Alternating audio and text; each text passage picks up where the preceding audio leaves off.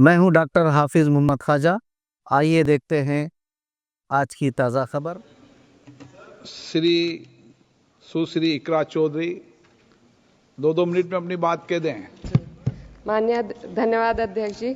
आज मैं 2025 के वित्त विधेयक पर अपने विचार रखने के लिए खड़ी हूँ। सरकार इस बजट को जन कल्याणकारी बता रही है, लेकिन क्या ये वास्तव में गरीबों, किसानों, श्रमिकों और मध्यम वर्ग के हितों की रक्षा करता है? क्या ये युवाओं को रोजगार देगा? क्या महंगाई में राहत देगा? लगातार हम पढ़ते आ रहे हैं कि भारत की जीडीपी पिछले 10 वर्षों में दोगुनी हो गई है और हम जापान और जर्मनी को पीछे छोड़ते हुए 27 तक दुनिया की तीसरी सबसे बड़ी अर्थव्यवस्था बनने के ओर अग्रसर है।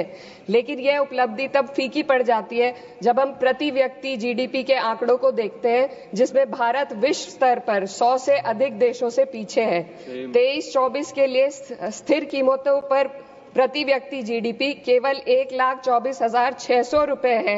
ये कोई आश्चर्य की बात नहीं कि सरकार इस डेटा पर बात करने से बचती है, क्योंकि वे ये नहीं समझा सकते कि पूरे देश की जीवन स्तर में वृद्धि क्यों नहीं हो रही।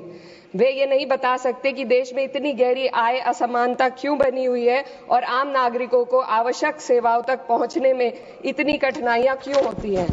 सरकार दावे करती है कि भारत की अर्थव्यवस्था दुनिया में सबसे तेजी से बढ़ रही है, लेकिन इस विकास का लाभ केवल अमीरों को मिल रहा है। आज हमारे देश में शिक्षित युवा नौकरी की तलाश में दर दर भटक रहा है। सरकारी नौकरियों में लाखों पद खाली पड़े हैं, लेकिन भर्ती नहीं हो रही।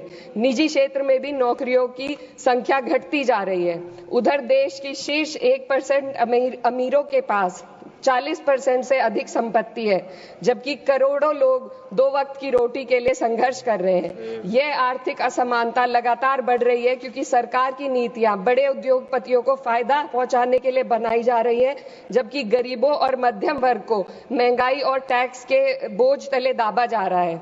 जब यह सरकार सत्ता में आई थी तब $1 लगभग 60 रुपए के बराबर था और आज 83 तक पहुंच गया है। Sir 2 minute.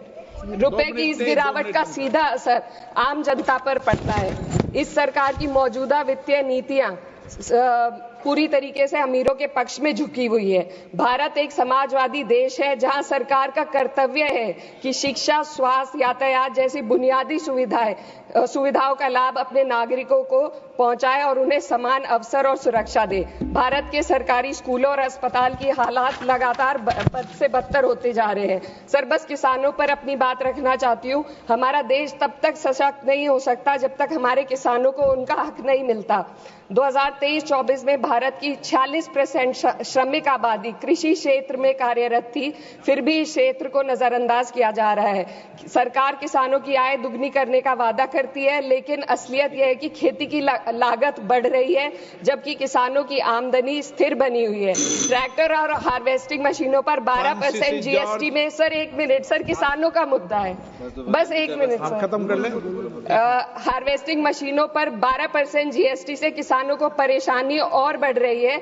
यदि सरकार इस बोझ को कम कर दे तो खेती में फायदा होगा। साथ ही साथ किसान प्रधानमंत्री किसान सम्मान निधि के तहत जो मिलने वाली राशि है उसको बढ़ाकर 6,000 से 12,000 कर दे तो किसानों की आय में फायदा